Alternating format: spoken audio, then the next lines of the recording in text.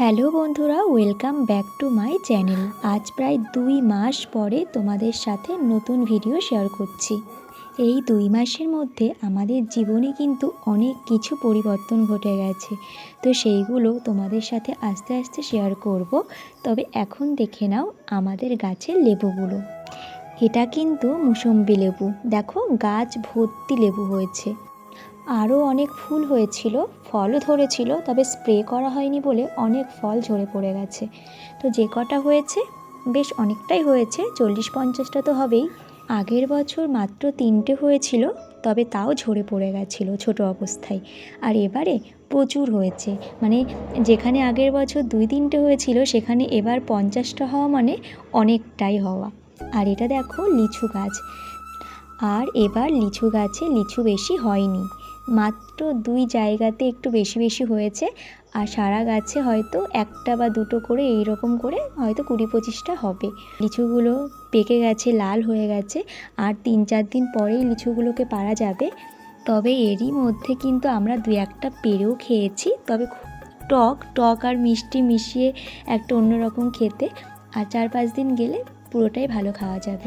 বাইরে যখন দাঁড়িয়ে ভিডিও করছিলাম তখন হঠাৎ পাশের বাড়ির জামরুল গাছটার দিকে চোখ গেল, তো সেই জন্য চলে আসলাম জামরুল তলায়। তো দেখলাম পেয়ে গেলাম একটা জামরুল, আর তারপরে খোঁজাখুঁজি করতে করতে আরও 2-1টা পেয়ে গেলাম। জামরুলগুলো কিন্তু খুবই মিষ্টি। আমাদের বাড়িতেও জানো তো, আমাদের বাড়িতেও জামরুল গাছ ছিল, সে অনেক দিন আগে, তখন দাদু বেঁচে ছিল, দাদু কেটে দিয়েছে। সেই সময় দেখতাম কত মানুষেরা এসে আমাদের বাড়ি থেকে মানে জামরুল পেড়ে নিয়ে যেত। আর এখন আমরাই এখন জামরুল খুঁজি কোথায় আছে। তো খুব একটা অসুবিধা হয় না, যেহেতু বাড়ির পাশেই গাছ রয়েছে। তো আসি, হয়তো পারতে পারি না, কারণ গাছটা প্রচুর বড়, পেরে খাওয়ার মতো পরিস্থিতি নেই। সেই জন্য গাছের নিচে যা 2-1টা পড়ে সেগুলো খাই। তো এটা দেখো পাখিতে খেয়ে ফেলে দিয়েছে। তো অনেক খোঁজাখুঁজি করেও আর পাইনি, সেই জন্য 3টে জামরুল নিয়েই বাড়িতে ফিরলাম। তাও ফেরার আগে এই কাঠগুলোর ফাঁকের মধ্যে দেখছিলাম যদি থাকে একটাও, তবে পাইনি খুঁজে, সেই জন্য চলে আসলাম। আর বলছিলাম না যে গাছটা প্রচুর বড়, তো দেখো গাছটাকে তোমাদের একটু দেখাই। তো দেখে তো বুঝতেই পারছো গাছটা অনেক দিনের পুরনো, তবে শুনছিলাম এই গাছটা নাকি কেটে দেবে। তো কেটে দিলে মানে একটু সমস্যা, যেটুকু টুকটাক পেতাম জামরুল সেটাও আর পাবো না। তো তাদের গাছ, তারা কি করবে না করবে তাদের ব্যাপার। তো আমি জামরুল নিয়ে চলে আসলাম।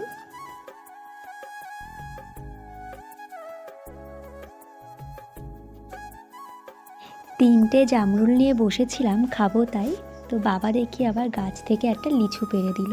লিচুটা না অর্ধেক দেখো ফেটে মতো গেছে, বাবা ফেলে দিচ্ছিল, তো খাওয়ার লোভটা সামলাতে পারলাম না। কিন্তু খেয়ে দেখলাম এখনও টক টক ভাব ভালোই আছে, এখনও মিষ্টি হতে প্রায় 1 সপ্তাহ মতো লাগবে।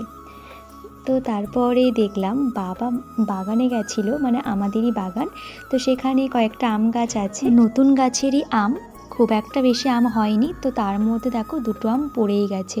আর এটা সজনে ডাঁটা, যদিও ডাঁটার সিজন চলে গেছে তবুও গাছে কয়েকটা ছিল, তো সেগুলোই বাবা পেড়ে এনেছে। আর আজ বিকালে বোনের বাড়িতে টিউশন পড়ানো ছিল, তো দেখো বাচ্চারা সব চলে এসেছে পড়তে। আর কালকে বৃষ্টি হওয়ায় আজকে কিন্তু ওয়েদারটা বেশ ঠান্ডা।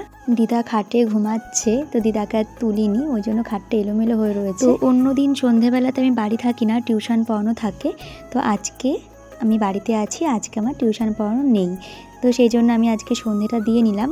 তো তারপরে চলে আসলাম রান্নাঘরে, তো আমার জন্য আর দিদার জন্য একটু চা করে নিই। তো বাড়িতে আজকে আমি, দিদা আর মা রয়েছি। বোন টিউশন পড়াতে গেছে, আর বাবা কাজের থেকে এখনও বাড়িতে আসেনি। তো আমি 2 কাপ চা করে নিলাম। আজকে আবার মা চা খাবে না, কারণ মা আজকে দাঁত তুলেছে, দাঁতটা খুব যন্ত্রণা করছিল, তো ডাক্তারের কাছে গেছিলো, ডাক্তার দাঁতটা তুলে দিয়েছে, এই জন্য আর চা মুড়ি কিছুই খাওয়া হলো না। আমি আর দিদা খেয়েছি, আর মায়ের জন্য ছিল দুধ আর পাউরুটি, তো সেটার ভিডিও আর করা হয়নি, কারণ ওটা ভিডিও করতে একদম ভুলে গেছিলাম। তুতুনের আবার চোখ দিয়ে জল পড়ছে, ঠিক মারপিট করেছে, দেখেছো? ঠিক মারপিট করেছে। এ বাবা, আমি তো এখন খেয়াল করছি। তুতুন, ও ও তুতুন, ওমা দেখি, তাকাও তাকাও, চোখে কি হয়েছে? আহারে, চোখ দিয়ে জল পড়ছে, দেখো চোখটা খুলবেই না ও। ঠিক আছে, শুয়ে থাক, ঘুমাচ্ছে।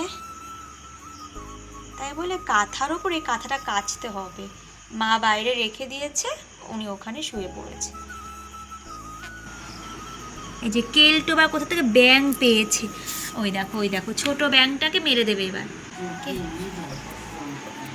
তো সন্ধেবেলা যেহেতু বাড়িতে রয়েছি, তো আমার বিড়ালগুলোর সাথে সময় কেটে যায়, তো ওদের সাথে একটু সময় কাটিয়ে তারপরে চলে আসলাম রান্নাঘরে। তো মা যেহেতু আজকে দাঁত তুলেছে, তো মায়ের তো আজকে সিদ্ধ খাবার খেতে হবে, তো সেই জন্য আমি একটু আজকে ফ্যানে ভাত করে দিচ্ছি মাকে, ফ্যানে ভাত আর আলু সিদ্ধ। তো দিদাও বললো যে দিদাও ওটাই খাবে, তো দিদার মায়ের জন্য ওটাই করছি। তো হাঁড়িতে আমি গোবিন্দভোগ চাল বসিয়ে দিয়েছি, আর দুটো আলুকে ছোট ছোট টুকরো করে ভাতের মধ্যে দিয়ে দিয়েছি। আর দুপুরের তরকারি ইঁচড় চিংড়িটা রয়েছে, দুপুরের সব তরকারি রয়েছে, এক এক করে সবগুলো গরম করে নেব। আর পাশে দেখো এদিকে মায়েদের ভাতও রান্না প্রায় শেষের দিকে, আর ভাতটা রয়েছে, সেই ভাতটাকে গরম করে নেব। আর এই দেখো কত বাসন রয়েছে, এই বাসনগুলোকে মাজতে হবে, না হলে খাবার খাওয়ার রাতে খুব সমস্যা। তো আগে একটু মেজে নেব তারপরে। তো এইদিকে দুটো হাঁড়িতে দুরকম ভাত হচ্ছে, একটা হাঁড়িতে মা দিদার জন্য হচ্ছে ফ্যানে ভাত, আর একটা হাঁড়িতে আমাদের সবার জন্য হচ্ছে মানে ভাতটাকে গরম করা হচ্ছে। তো এদিকে এগুলো হতে লাগুক, আর আমি এদিকে বাসনটা মেজে নিই।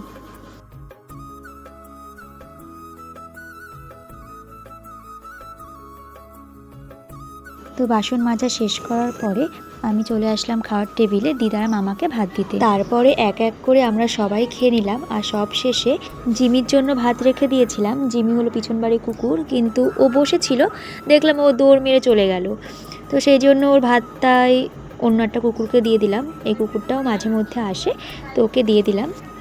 তো ভিডিওটা আর আমি কন্টিনিউ করছি না, আজকের মতো ব্লগটা এই পর্যন্ত। তো দেখা হবে নেক্সট ব্লগে।